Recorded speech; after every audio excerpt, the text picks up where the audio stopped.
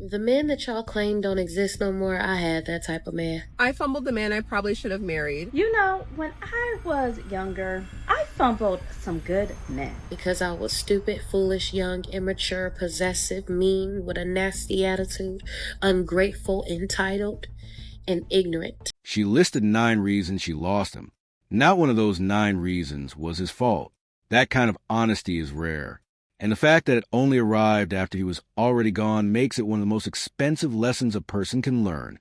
I left the man that I loved for the man that I deserve. Right now, I am so frustrated by the fact that I can't see anything more with this guy I'm seeing. No one talks enough about how hard it is to let go of the guy who you love and who loves you. And there's so many beautiful blessings in the relationship, and yet you just know deep down that they are not your forever person. And he's a great guy. He's a great guy on paper, great guy in person. And I just don't understand why I don't see more with him. She left someone she loved for someone she felt she deserved, then found herself standing next to a great man she cannot connect with and asking why. The answer is not complicated. She traded a feeling she had for a standard she invented, and the standard does not feel like anything.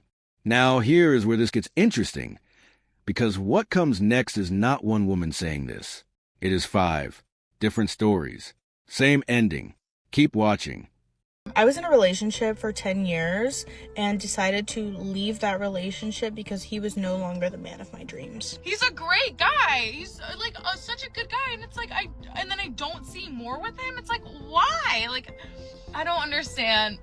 I don't understand what is wrong with me. 10 years. And the reason she left was that he no longer matched an image she carried in her head. Not that he hurt her. Not that he changed. Just that the dream version of what he was supposed to be had shifted. And a real man standing in front of her could not compete with something that does not exist. Just because a guy is good to you does not mean he is good for you. Sometimes the good guy shows up in your life not because he's your soulmate, but because God is breaking the pattern of the men you've been used to. At some point, every girl is going to experience her first good guy, and he's not to be confused with your soulmate because he's usually not your soulmate. And if you're like me, you're probably used to only toxic relationships, because when I stopped with the toxic relationships and I healed and I started dating better quality type of guys, there was this one guy that was actually a good guy. Took me out on dates, paid for them, treated me with respect, kindness, and all of that. But I just was not that attracted to him. This is the guy that comes in to give you a glimpse of what it's like to be cared for, to be desired, and to feel like you were never asking for too much. Enough to change your perspective on dating, but not enough to be your soulmate. It's okay to leave the good guy. Don't stay because he's the good guy. Leave because he's not the guy for you. She built an entire theory to explain why she does not have to stay with a man who treats her well. The good guy is not the destination. He is a stepping stone, a lesson, a glimpse. That framework sounds meaningful until you realize it gives her permission to leave every decent man she meets while still feeling spiritually guided doing it. You're such a major green flag that I'm I can't. Yeah, that's okay. But thank you so much for saying that. No, I love the way you interacted with everyone. You're so polite and you're just down for the criticism as well. But I think it's too much of a green flag that I'm oh my God, I'm gonna ruin you. No worries, no worries. Wait, so you're saying he's too perfect, therefore you're gonna reject him? Yeah. He was too good, so she left. That sentence should not make sense. But it does, because what she is actually saying is that she does not trust herself around someone who deserves better than what she currently is. The self-awareness is there. The decision to change is not. I was waiting on my ex-husband to be a bad person. I was truly waiting on him to do something so up to me so bad that it would justify me ending the marriage. I've been married for about 7 years, and I don't even know if this is worth it. And not saying that there's anything necessarily wrong. There's nothing wrong, and that's the point. But once I turned 40, guys, my happiness became non-negotiable, and I had to do what was best for me. I could not see myself dying just to stay committed to society because I was no longer committed to myself and my happiness, and I wasn't committed to the marriage anymore. I feel like I have been searching for something in my relationship that we don't have for the whole time we've been married, which has been 10 years. Our relationship and what my expectations are for my marriage and what they always happen are not met. I'm just like not thinking that I made the right decision. Like, and I am a good man. I do. I did us both a favor. I really did. And this is coming from my heart. And it's hard because who leaves a good man? Who? She spent years inside a good marriage waiting for it to become bad enough to leave. It never did, so she left anyway. And now she sits with a question she cannot answer. Who leaves a good man? The answer is someone who decided that peace was not exciting enough to stay for. She found that out on the other side. I didn't want kids. I didn't want to get married. I thought I was going to be career girl and that's it. You know what they say. Girls just want to have fun, and some people believe that if Mrs. Curry had been able to enjoy a fun phase before getting married, she might not be feeling this way now. Aisha Curry is what happens when a generation of 21-year-olds tell themselves that they're ready to be wives and they're ready to find the love of their lives and settle down instead of being hoes. Aisha Curry is a perfect example of why it is so important to have a hoe phase.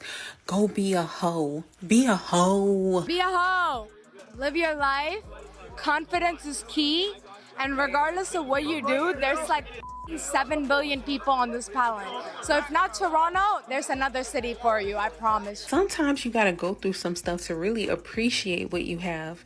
She probably ain't never been hoed. She probably ain't never been drugged through the mud by a dude. She probably never been. She probably never had a heartbroken time and time and time again.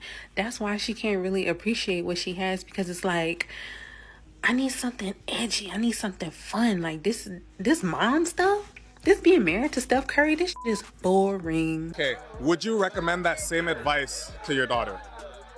For sure. Yeah? For sure. You tell your daughter just to be a hoe? my mother recommended that same advice to me, I would recommend that same advice to my daughter, which is that you find yourself before you find a man. Being married to Steph Curry was boring. That sentence exists. A man by any measurable standard at the top of his profession, his family, his loyalty, and the description that landed was boring. If that is boring, then the question is not what kind of man she needs. The question is what she is actually looking for. Are you two a couple? Would you mind telling me the quick story of how you first met? I was chasing her for years. She didn't respond to me, but I never gave up. What made you respond eventually? I got older after a while, and I was like, you know what, it's time to go. The egg's gonna get scrambled after a while. So We are always pushing away the great guys. We push away the good guys because for whatever reason, our heart just doesn't yearn for him. I had a good man. And I lost him. I was thinking I was and had options. And I did. But they wasn't good fucking options. Ladies, listen and listen well. Your husband is in your friend zone. The reason you ain't married him is because he don't make your coochie wet. The dude that make your coochie wet ain't your husband.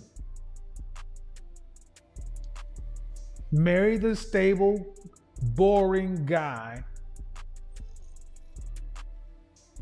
and get yourself off. That last line is the most honest thing said in this entire video. The man who makes you feel safe and the man who makes your heart race are rarely the same person. Most women spend their 20s chasing the second one. Most women spend their 30s realizing they let the first one go. And by the time that realization arrives, he has usually already moved on to someone who recognized it earlier. Good man, great life, still left. And the question she is still trying to answer, who leaves a good man, has an answer, just not one that is easy to say out loud. Drop a comment below. I read every single one. Next video is right there. Take care of yourself. See you in the next one.